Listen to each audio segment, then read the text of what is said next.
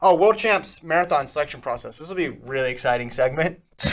Look at this document we got. Look at this. Scraping, yeah. Zoom in on that document. People love PDFs. Look at that. Yeah, keep that up there for a while. Scroll around. Look at this. Zoom to the bottom. This is our sport right here. Zoom to the bottom. Yeah, where it says the following. This is the worst PDF ever. I can't scroll to the bottom. Gordon's going to read that sentence under number 1 because that's the key marker there. Gordon, can you read that? I can't read it. So hold on. Colt says he can't zoom down. No zooming available. It's a bad PDF. It says 3 team positions per gender will be selected based on the 3 highest placing time performances on marks set on World Athletics approved courses during the period of December 1st, 2021 through May 30th, 2023. Okay, so re-say that like I'm a 3-year-old. Top 3 times. And it already started. From what date? December 2021. So you had all of 2022. So 2022, and then when's the deadline? May 30th, 2023. May 30th. So you basically have the spring marathon or Valencia to get in the top 3. So for the women, Sisson's there, D'Amato's there, and I believe Sarah Hall's in that 3rd spot. And on the men's side,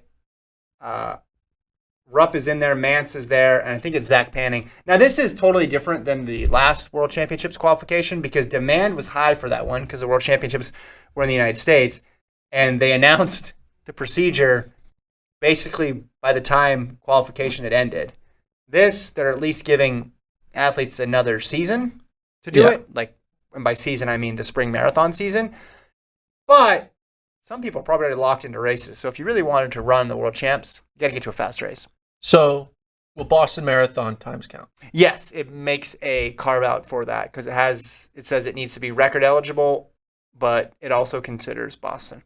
So they make a note like and Boston CIM. counts. CIM counts too, even. Yeah. CIM and Boston count. Okay. CIM coming up. Who will run it? Who will run what? This race. Like who from the American side is going to go to Budapest to run a marathon? Oh, I don't think it's going to be at all. It's going to end up being the 5th, 7th, and 12th person on the descending order list. That's what you think? I'm only bringing this up because it's a Wednesday show and there wasn't a ton to talk about. I'm going to be honest. This is not going to be controversial. You know how great it would be if it actually is the 5th, 7th, and 12th people who say yes? That will be the greatest prediction ever. Almost as great as if it ends up being the top 3, like Mance and Rupp. Okay, here's a question. I think they should. Will Mance run it? No. I think they... Will Keira D'Amato run it? No. Sarah Hall? No. Emily Sisson? No. Galen Rupp? No. Keep going. Just keep going. Molly? Seidel? No. Yeah. No. Here's what I think. Listen, it's a financial decision. Yes. You run that one, that means that's one less marathon you can run to make money. But in a world where the money was equal, or even close, or if money wasn't an object, I think it would be good for the Americans to run these types of races because it's just more big race experience. And Kenya and Ethiopia, they sometimes enter their top people. Now, sometimes they bail out after 20K, especially if the weather's bad, or 10K. But you go back and you look, they're not as deep as a London, or they're not as deep as the Olympics. They're not as coveted, but there's still some really good people there. So it's just a good chance to get some international experience. But none of the people you named, I think, will run it. I will be happy to be proven wrong. One last question. What time do they need to run? Is there a standard? Oh, so 209.40 for the men. The women's, 228 or something on there? 220. So 209.40, only 3 men have run that fast. But they've done it in the window, right? Yeah. So if they don't... But I'm saying, Galen Rupp and Conor Mance aren't going to take this. So do you think there's a chance that USA men won't send 3 people because all the people who are run sub 209.40 were like, no, I'm good? Okay, so then it says, should not enough athletes accept positions using the above procedure, any remaining positions will be filled based on rank order as described above. So they'd assume they would go with the people who have the standard. I think there's going to be a bunch of people who run under 209.40 in Boston. Okay. Don't you? Unless the weather's crap. And even at CIM, I think there's going to be more people that are running 209.40. I think... How many people ran under 209.40 last year? Let's look. Not a lot, but when you got... One person ran under 209.40 in 2021. In 2020... 4 people did it.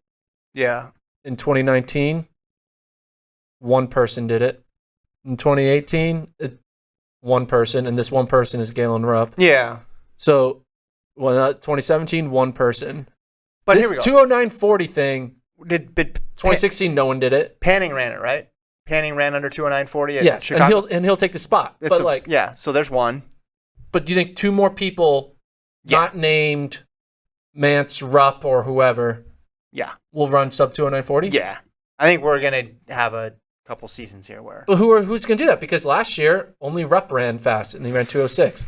2020, he just ran sub 209.40. Martin Hareher, Noah Droddy, Galen Rupp, and Colin Benny. Colin Benny was 209.38. He was just under. Yeah, I think we'll get more. I think we'll get some at Boston.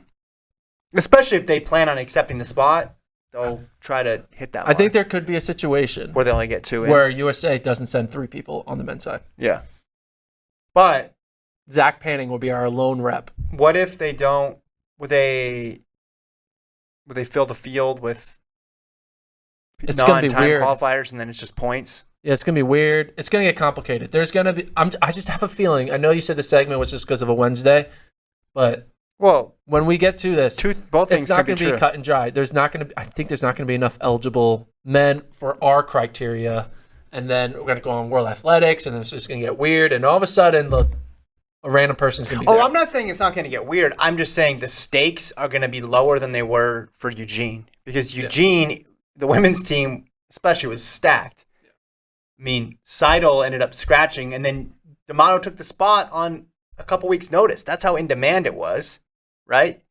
You had Sarah Hall, D'Amato, and Emma Bates. Those are 3 of the U.S.'s best 5 marathoners, right? They wanted to do it. On the men's side, you had Rupp out there grabbing that spot. So I just don't think there's going to be as many hands going up to run in Budapest next summer.